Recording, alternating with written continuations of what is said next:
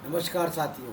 तो फिर हम आज का वीडियो चालू करते हैं आसंतोष भाई के साथ, जो कि रफ़ा का अर्थ हमको डिटेल में समझाएंगे उन्होंने।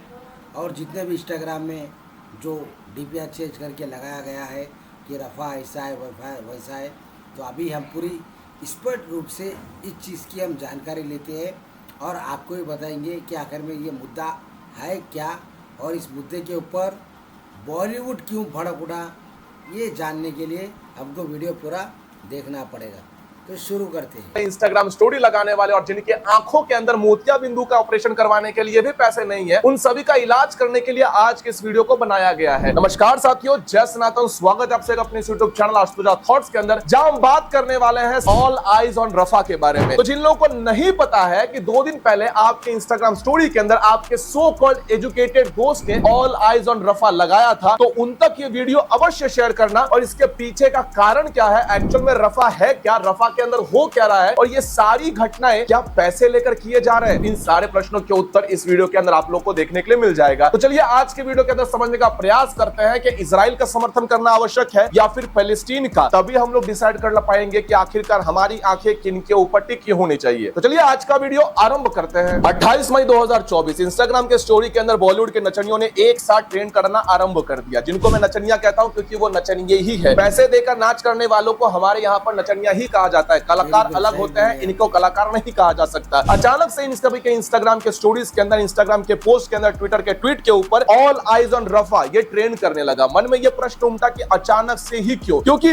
राजनीतिक समझ अगर आपके पास थोड़ी बहुत होती है तो आप अच्छे से जानते हो कि अगर सोशल मीडिया के ऊपर कुछ भी अचानक से सभी लोग पोस्ट कर रहे हैं तो कभी ना कहीं दाल में कुछ ना कुछ काला होता है। जाहिर सी बात है कि बड़े बड़े पेजेस के द्वारा जब ऐसी चीजें की जाती है तो वो सारी चीजें पेड होती है। पेड का अर्थ आती है इन्हों किसी एजेंसी के थ्रू हायर किया जाता है, इनके पीओ को कांटेक्ट किया जाता है, उनको एक स्टोरी लगाने के पैसे दिए जाते हैं और पैसे लेकर ये सारी चीजें पोस्ट करते हैं। आपको क्या लगता है बकलोल, आप लोग नहीं जानते हैं कि पैसे लेकर ये सारी चीजें हरकतें करते हैं और एज अ फैन होने के नाते जिनके लिए आप जान देने के लिए तत्पर होते हैं, उन्हीं लोग अचानक से पैसे लेकर इंस्टाग्राम के ऊपर ये ट्रेंड चलवाते हैं। और ऑल आइज ऑन रफा के बारे में जहां तक बात की जा रही है तो रफा के अंदर हुआ ये कि इजराइल ने उनके ऊपर वापस से अपना रिटेलिएशन अटैक किया हुआ है। तो भाई इजराइल का और फिलिस्तीन का चल क्या रहा है इसके बारे में हम लोगों ने पहले से ही डिटेल वीडियो बना रखी है, लेकिन अचानक से ये जो ट्रेंड चला है इसके पीछे पीआर एजेंसीज काम कर रही है। और जाहिर सा बात है कि एकदम से अगर ये सारे एकत्रित आए हुए हैं तो हमारे देश के गृह मंत्री से लेकर हमारे देश के जितने भी एजेंट हैं उन सभी को इसके बारे में सर्च करने की जरूरत है। क्या इलीगल तरीके से इनके पास पैसे भेजे गए हैं? भारत देश के अंदर भी कई ऐसी गतिविधियां की जा सकती है जो भारत के अगेंस्ट में होगी, क्योंकि हमारे पास भी एक विवादित जगह है जिसका नाम है पीओके। तो भाई ये लोग पैसे लेकर पीओके भी विरोध में लिख सकते हैं कि ये पीओके जो है ऑफिशियली पाकिस्तान ऑक्यूपाइड नहीं, पाकिस्तान की ही जमीन है। तो ये अचानक से कुछ भी नहीं हुआ, इन सभी ने पैसे लेकर ही काम किए हैं। अब आगे बढ़ते हैं कि एक्चुअल में हमें मानवता कहां भुलानी पड़ी। मानवता का ढिंडोरा पीटने वालों ढिंडोरों से एक छोटा सा क्वेश्चन करना चाहता हूं कि ऑल आइज रफा तो तुमने ट्वीट कर दिया, ऑल आइज रफा तुमने इंस्टाग्राम के स्टोरी में लगाकर कूल बनने की कोशिश भी कर ली, सब कुछ अच्छा है, सब कुछ बढ़िया है, मानवता की ढकोसलीबाजी और ढिंडोरा तुमने पीट भी दिया है, लेकिन तुम्हारी मानवता की बातें तब कहां चली जाती है जब हम कहते हैं कि पाकिस्तान के हिंदुओं के बारे में तुम आवाज क्यों नहीं उठाते, पाकिस्तान के सिंधियों के बारे में तुम बोलते कुछ क्यों नहीं हो, तुम आवाज क्यों नहीं निकालते, बांग्लादेश हिंदुओं के साथ क्या हुआ तुम्हें कोई लेना देना नहीं है। तब तुम्हारी आंखें पाकिस्तान तक नहीं पहुंचती, तब तुम्हारी आंखें बांग्लादेश तक नहीं पहुंचती, लेकिन तुम्हारी आंखें यहां से हजारों किलोमीटर दूर रफा तक पहुंच जाती है। इतना दोगला कैसे हो सकते हो? और ये तुम्हारी जो दोगलेबाजी है ना, ये मणिपुर तक भी नहीं पहुंचती है, क्योंकि तुम्हें लगता है कि मणिपुर के अंदर भी हिंदू मुस्लिम हो रहा है। तुम्हारे खुद के फैक्ट्स क्लियर नहीं है। मैतेई हिंदू समाज के अंदर उनके अधिकारों का हनन करना, उन्हें आरक्षण दिया गया तो उनके आरक्षण के विरोध में कुकी आतंकवादियों ने मैतेई हिंदुओं के साथ क्या किया, मैतेई हिंदुओं के विषय में तुम मुंह से एक शब्द तक नहीं निकालते और अचानक से वीडियो के अंदर कहते हो कि मणिपुर पर बोलो, मणिपुर पर बोलो। कब तुमने मैतेई हिंदुओं के बारे में बात किया है? कब तुमने उनके आरक्षण के विरोध में उतरे हुए कुकी आतंकवादियों के विरोध में कुछ कहा है? सबसे पहले हमने आवाज उठाई थी, लेकिन तुम्हारी आंखें न मणिपुर तक पहुंची, न कश्मीर तक पहुंची। पश्चिम बंगाल में इतने हादसा हो चुकी है, आंखों के सामने आ रहा है, लेकिन अब तक तुम्हारी आंखें पश्चिम बंगाल तक नहीं पहुंची है। तो थोड़ा सा भिख मंगो, जो पैसे कमा रहे हो रफा के नाम पर, तो कमाओ, जितना हो सके उतना कमाओ, लेकिन हमें मानवता का पाठ न पढ़ाओ। अगर फैक्ट्स फेंक कर मारना शुरू कर दिया तो तुम्हारे बाप को बुरा लग जाएगा। आधे अधूरे फैक्ट्स के जो नेते जन्मे हो, तो थोड़ा सा अपने फैक्ट्स को क्लियर कर लो। और इतना ही मानवता याद आ रहा है ना, तो 7 अक्टूबर 2023 के दिन जो इजरायली और स्त्रियों के साथ किया गया, किस तरह से हमास के आतंकवादियों ने स्त्रियों को नग्न किया हुआ है, उनके शरीर के ऊपर पैर रखा हुआ है, 300 से अधिक लड़कियों को किडनैप किया गया है, उनके साथ क्या हो रहा होगा प्रतिदिन, इसका अंदाजा भी तुम नहीं लगा सकते हो। इसके बारे में तुम्हें थोड़ा सा भी बात करने का तरीका नहीं है। कितने लड़कियां गायब हो चुकी है, हॉस्टेजेस बनकर रह रही है, उन सबको वापस लाने के लिए क्या तुमने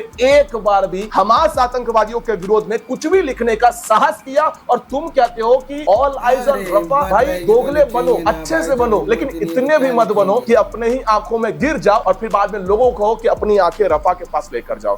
डेनमार्क जला, तुम्हारी आंखें डेनमार्क तक नहीं पहुंची। लंदन जला, तुम्हारी आंखें लंदन तक नहीं पहुंची। दिल्ली जला, तुम्हारी आंखें दिल्ली तक नहीं पहुंची। यहां तक कि पेरिस, ढाका, श्रीलंका, लेकिन तुम्हारी आंखें वहां तक नहीं पहुंची, क्योंकि वहां पर जलाने वाले कौन थे? Peaceful community. जलने वाले कौन थे? हम जैसे लोग। इसीलिए तुम्हारी आंखें वहां तक नहीं पहुंचेगी। तुम्हें लगता है कि अगर इस दुनिया में कहीं पर भी अत्याचार होता है और किसी पीसफुल कम्युनिटी के ऊपर होता है और उसके बारे में बात करो, देन यू आर अ फूल। लेकिन अगेंस्ट में अगर हिंदू है, क्रिश्चियन है या फिर कोई ज्यूज है, तो इनके विरोध में अगर कोई अत्याचार हो रहा है और इसके विरोध में अगर हम लोग रिटेलिएशन करते हैं, तो ये छोटा सा एग्जांपल मैंने पहले भी दिया था, अभी भी देता हूं कि कल को अगर हम लोग पीओ को लेने जाते हैं, पाक ऑक्यूपाइड कश्मीर लेने के लिए जाते हैं, मैं लिख कर देता हूं कि इसी देश के अंदर हमारे ही आर्मी के विरोध के अंदर ट्रेन चलवाए जाएंगे, हमारे ही जवानों के विरोध में बातें की जाएगी, देश के विरोध में लिखा जाएगा, पीआर चलवाया जाएगा। ये सभी के सभी आपके आर्मी के सपोर्ट में नहीं आएगी, क्योंकि ध्रुव राठी जैसे लोगों ने आर्मी बलात्कार करती है ये बात कहने वाले कन्हैया कुमार को फैक्ट चेकिंग के नाम पर पूरी तरह से क्लीन चिट दे दी है। तो आपको क्या लगता है कि पाक ऑक्यूपाइड कश्मीर अगर भारत लेने का साहस भी करता है, तो हमारे देश के अंदर चंद पैसों के लिए बिकने वाले लोगों की कमतरता कहां पर होती है? और तुम्हें लगेगा कि ये वीडियो हमने भी कहीं ना कहीं किसी से पैसे लेकर बनवाए हैं। तो भाई साहब, हमारा जो ये सेटअप है ना, बार बार चेंज होता रहता है। क्यों पता है? मुझे जहां जगह मिलता है मैं वहां जाकर वीडियो बना देता हूं। अगर पैसे ले रहा होता तो मेरे पास अच्छा सेटअप होता, सब कुछ अच्छा हो जाता, लेकिन अब तक हम लोग स्ट्रगल कर रहे हैं 3-4 साल से काम करते हुए भी, क्योंकि हमने अपने तत्व को नहीं छोड़ा है। और आप जिनके विचार लेकर हमारे सामने डिबेट करने आते हो नीचे कमेंट में, अब नीचे कहने आओगे कि मानवता मानवता, तो पहले मानवता दिखाओ सिंधियों के बारे में, मानवता दिखाओ पाकिस्तानी हिंदुओं के बारे में, मानवता दिखाओ क्रिश्चियनों के बारे में। हम तो क्रिश्चियन के बारे में बात करने का प्रयास कर रहे हैं पाकिस्तानी, लेकिन तुम्हारी आंखें यहां तक नहीं पहुंचेंगी, क्योंकि तुम्हारे लिए अत्याचार यानी कि केवल और केवल पीसफुल कम्युनिटी। लॉकडाउन के मेरे प्यारे प्यारे बच्चों, कूल बनने के लिए, पॉलिटिकल नॉलेज जीरो होने के लिए, उसके बावजूद भी ध्रुव राठी को छोटे मोटे कटपट वीडियो देखने के बाद अगर आप लोग को लग रहा होगा कि you are so cool, no booby, you are so fool, तो अगर आप लोग ऐसे स्टोरीज लगा रहे हो, आपके दोस्त जान पहचान के माई बापू बहन भाई जो भी लगा रहे हो, उन तक ये वीडियो अवश्य शेयर करना और उन्हें बताना कि जब देश के अंदर कश्मीर की बात आएगी ना, तब तुम्हारी आंखें कश्मीर तक रखना, तब तुम ये सारी ट्वीट करते हो या नहीं, इंस्टाग्राम के ऊपर पोस्ट लगाते हो या नहीं, ये सारी चीजें तब देखी जाएंगी। और जहां तक बच्चों की बात है, तो बच्चों के साथ किए गए अत्याचार का किसी प्रकार से समर्थन नहीं किया जा सकता, लेकिन चारों बगल से शत्रु अगर बार बार वार किया जा रहा है, बार बार आप लोगों को नीचा दिखा रहा है और आपके अस्तित्व की लड़ाई है, तो कहीं ना कहीं धर्म युद्ध के अंदर वार तो सबको सहना ही पड़ेगा। क्योंकि इजराइल जो अटैक करता है अपने लोगों को बचाने के लिए, हमास जो अटैक करता है लोगों का उपयोग करके अपनी आतंकवादी संगठन चलाने के लिए, बहुत बड़ा डिफरेंस है। और हमारे देश में आतंकवादियों की कहां कमी है? क्योंकि पिछली वीडियो बनाने की वजह से मेरे पास एक के बाद एक